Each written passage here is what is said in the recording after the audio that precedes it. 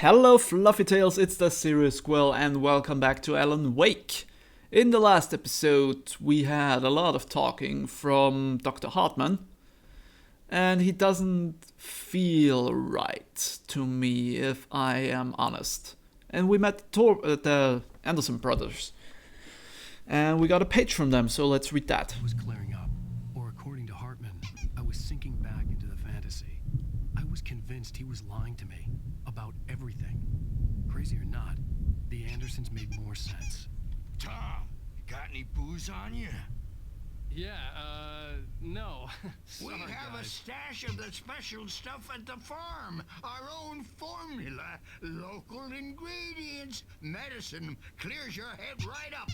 Makes you remember like moonbeams on the brain. Oh, I just noticed leather patches on the elbows. That's not very rock and roll. Tom just lost is all. Baba Yaga got to him too, the damn witch. She used us all, taken from all of us. Took my thunder, the witch. And my ravens, what were they? Memory and thought, the hag. She took something from you too, didn't she? That's what she does. We're better off. This place, the lake, it gives you power. If you're a creator, an artist, a god. Nightmare shifted in their sleep in the darkness of the lake. Yeah, that's the one. She makes sure it comes out twisted and wrong. Just ask the lamp lady. She knows what happened to that other writer. She's been using you, boy, and you let her. You went and opened the door for her, didn't you?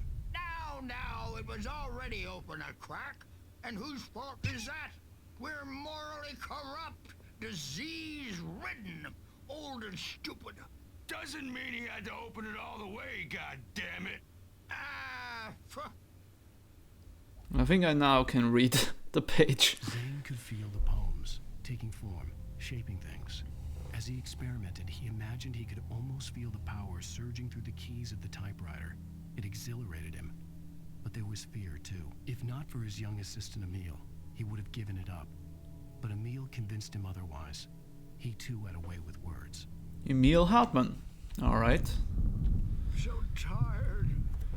The farm close to the lake. A place of power. We had parties there, man. You should go there and have a party. Yeah, I think I'm going to the farm next. It's pretty obvious. All points to it. Bad dream, and you can't wake up. You can't hurt a nightmare because all dreams are only imagination. They're only in your head, and they're not there when you wake up. So you can't wake up because I'm in charge. Who's that guy? I want to talk to him. Can I? No. Oh, hello. Oh. I've painted you. You did. Okay? I was just struck by inspiration a couple of days ago. Dr. Hartmann wanted me to paint landscapes, and that's what I was doing. But now I've been doing these things, a lot of them. The images just keep coming. Dr. Hartmann likes them. He has them in his office. Yeah? He's very proud of me. He says I'm getting much better. I think I'm getting better. You think you're painting shadow people. I guess I'd better start wrapping this up. The storm is almost here. Look at that. I'd hate to be their feelings. So they won't shut up, and the writers won't shut up either because they have feelings. Hey, Wake, why don't you humor Dr. Hartmann and give the writing a shot, huh? Typewriter's in your room. You can get to your room by those stairs, Wake. But first we get this coffee thermos. Apparently I have been holding hands with the game all the time because it tells me where to go. And Something's wrong. I'm not myself. It's hard to think that there's a shadow inside my head. I can only focus on writing. Everything else is a blur. I'm trapped in this cabin. Have been for days, but it's always dark outside. My editor is real. I saw her again. She's not human. It's not human. A dark presence is wearing the old woman's woman's face, she was covered in clinging shadows. There's a hole in her chest where her heart should be. I think I've made a horrible mistake. I don't think I'm any closer to saving Alice. It's been lying to me, using me to get the story it wants, and the story will come true. Oh boy. Hartmann had mentioned that the power had been acting up. Maybe that was the reason for the generator and the work light on the balcony. The generator hadn't been activated, and there was no key. But there is another coffee thermos up there. Every time you see a generator, you know shit's gonna go crazy sometime. That's just how it works in this game. Hartmann wanted me to write. I knew I couldn't, but I figured I should just play along for now. It was the only thing I could do with Nurse Birch watching me like a hawk. If you have the time, try and use that QA code. Maybe it gives you something. I don't know. Maybe. Alan is twitching so strangely when he runs inside. You see that, right? No, that's not my room. That's my room. Alright. Okay, let's type. The white glare of the blank page in front of me hurt my eyes. My hands began to shake uncontrollably. Everybody calm down. Put that down. Bert, I need help. Hey, Wake, you stay here. I'm gonna go see what's up. You just keep doing what you're doing. Be cool, okay?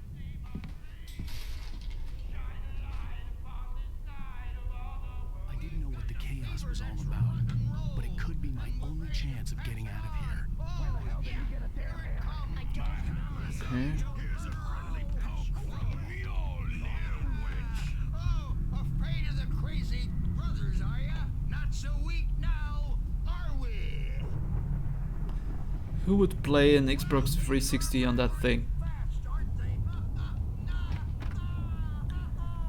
And we just heard the have a friendly whack with Molyneux quote from one of the pages. And I have to talk about those until... Wouldn't be able to talk at all if those guys just never shut up.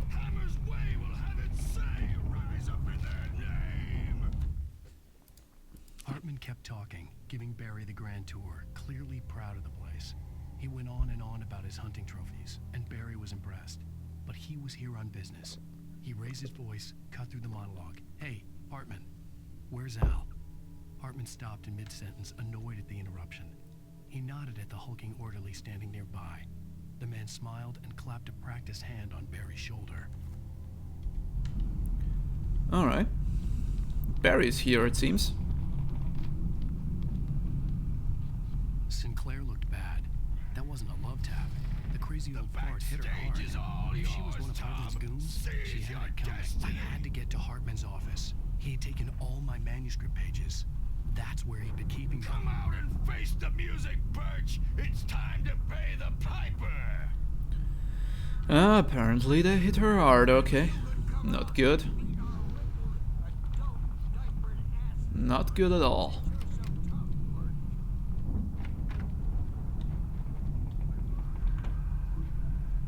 Man.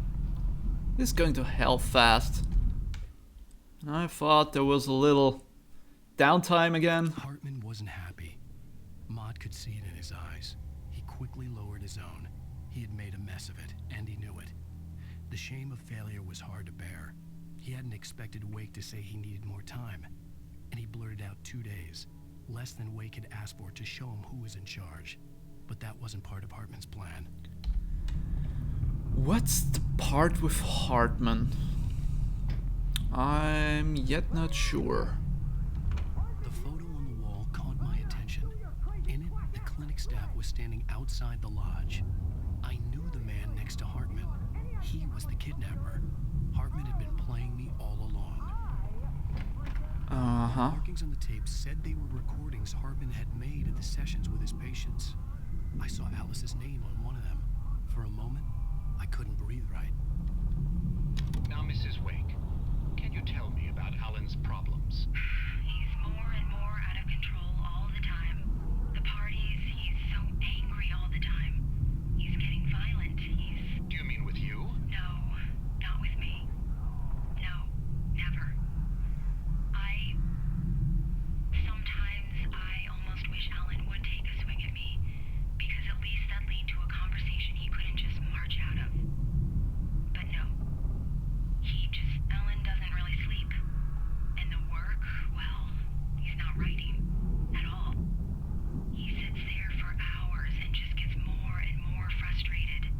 And I can't talk to him. Yes. Tell me, Mrs. Wake. What would you say to him if he'd listen? I don't know.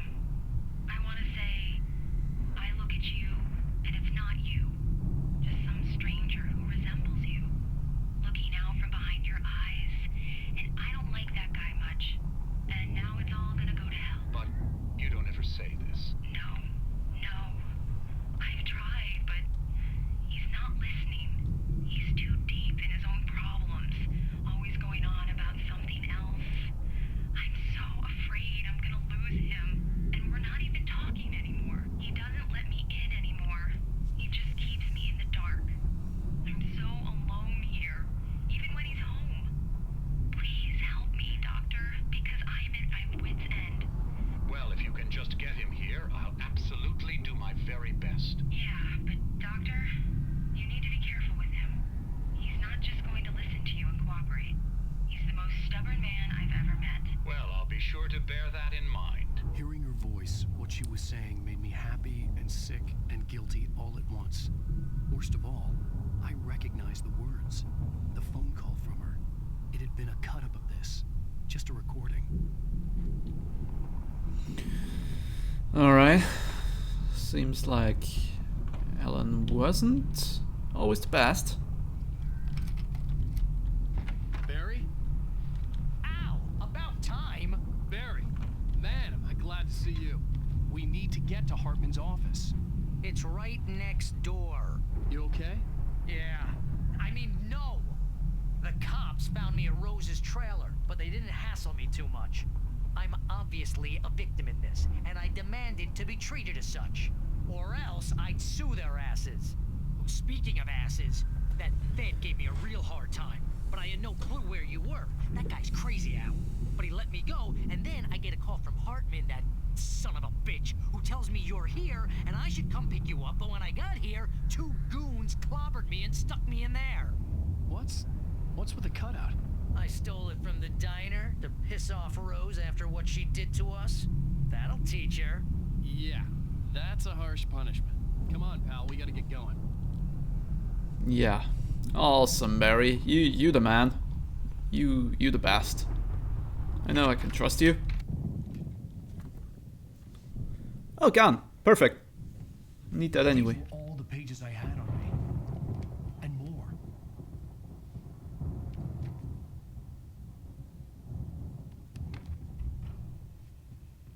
Alan, please. You're sliding back into the... Tell me one more lie and I'll shoot you in the face. Ah, well, it was worth a shot. Really, Wake, come on. Let's work together on this. You have no idea... Hartmann, shut up! Barry, get out of here. I'll catch up with you. Get a car. Oh, Al, let's just... Go! Wake, listen to me. This is a mistake. Don't you see? Together we can create something absolutely wonderful. With your ability and mine.